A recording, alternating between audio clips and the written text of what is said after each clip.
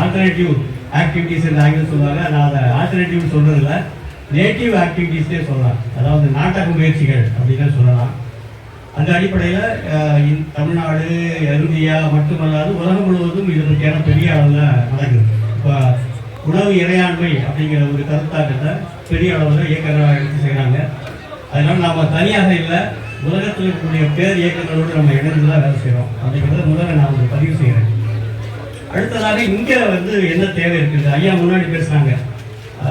பசுமை புரட்சியினுடைய காரணமாக நமக்கு உணவு நிறைவு செய்யப்பட்டது, கடுமையான பசி பட்டினி இருந்தது. அந்த காலகட்டத்தில் இது ஒரு தேவையான நடவடிக்கையாக இருந்தது என்று குறிப்பிட்டார்கள்.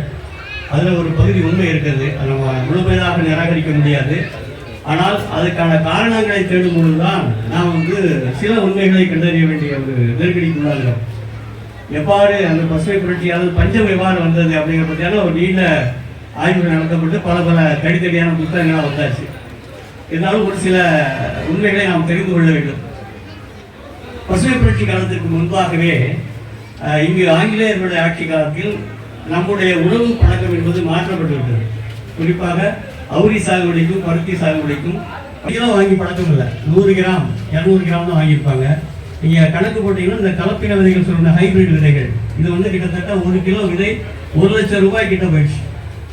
ஆனால் நம்ம இங்கே விற்கக்கூடிய விதைகளை வாங்குவதற்கு நம்ம யோசிக்கிறோம். அது ஒன்று.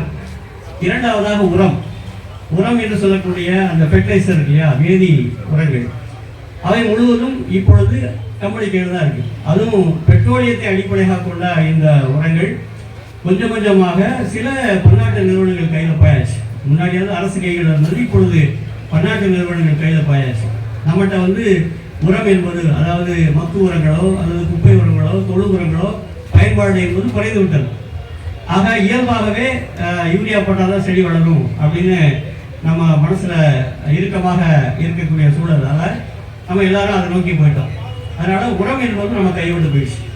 அடுத்ததாக தொழில்நுட்பத்தை முன்னாடியெல்லாம் பார்த்தீங்கன்னா அந்தந்த பகுதியில் கூட பெரியவர்கள் சொல்லிக் கொடுப்பாங்க. மூலாதை பாட்டன் தாத்தாட்டிருந்து கற்றுக்குறோம், அம்மா பாட்டிகிட்டு கற்றுக்குவோம். ஆனால் இப்பொழுது ஒரு வல்லுநர் வர வேண்டியிருக்கு, வெளியே இருந்து அவர் சொல்லித்தர வேண்டியிருக்கு. இது இந்த நேரத்தில் இந்த மருந்து அடிங்க அல்லது இந்த களைக்கொல்லியை அடிங்க அப்படின்னு ஒருத்தர் வெளியே சொல்ல வேண்டிய ஒரு கட்டாயத்துக்கு தள்ளப்பட்டிருக்கோம்.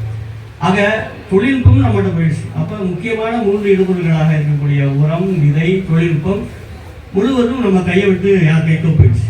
ஆக அந்த தற்சார்பு என்பது முதல்ல மட்டும் போயிடுச்சு. முதல் சிக்கல். 2வது சிக்கல் என்னன்னா சந்தை. எப்பொழுதுமே நாம் உற்பத்தி செய்யும் பொழுது முன்பெல்லாம் தேவைக்காக உற்பத்தி செய்தோம். நமக்காக, நம்ம வீட்டுக்காக, நம்முடைய சுற்றத்தாருக்காக, நமது கிராமத்துக்காக உற்பத்தி செய்தோம். அதிகமாக இருப்பதை நாம் வெளியே அனுப்பணும். அது பல நாடுகளுக்கு ஏற்றுமதி செய்தால் கூட நமக்கு தேவைக்கு போக மிச்சமானதை நம்ம வெளியே அனுப்பணும். இன்று சந்தையை நோக்கி உற்பத்தி செய்கிறோம். யாருமே தேவையை நோக்கி உற்பத்தி செய்வதில்லை. இப்போ நெல் விவசாயிகள் எடுத்துக்கிட்டிங்கன்னா நெல்லை உற்பத்தி பண்ணி சந்தையில் போட்டுட்டு காய்கறியை வாங்கிட்டு வருவார். ஆனால் முன்பெல்லாம் பார்த்தீங்கன்னா காய்கறி தோட்டம் இருக்கும். நம்ம வீட்டு பக்கத்தில் ஒரு காய்கறி தோட்டம் வச்சுருப்போம். வெளியே வாங்குற பழக்கம்